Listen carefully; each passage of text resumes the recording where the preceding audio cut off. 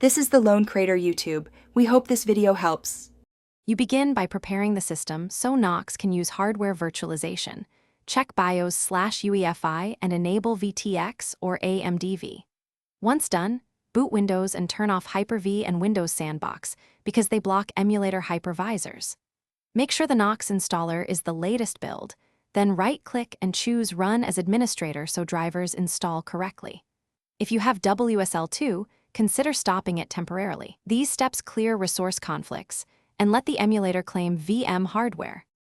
Next, verify virtualization status using Task Manager or msinfo32 to confirm the hypervisor is visible.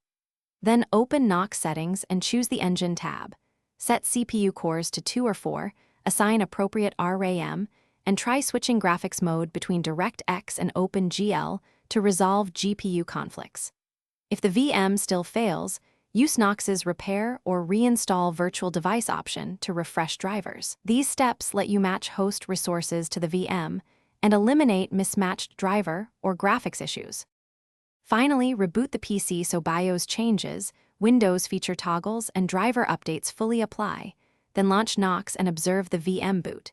If it still fails, open Knox logs in the installation folder and enable verbose logging to capture errors. This tells you whether it's a driver, port, or image fault.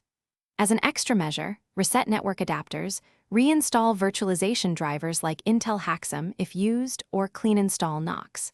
If nothing works, the log error message directs your next targeted fix.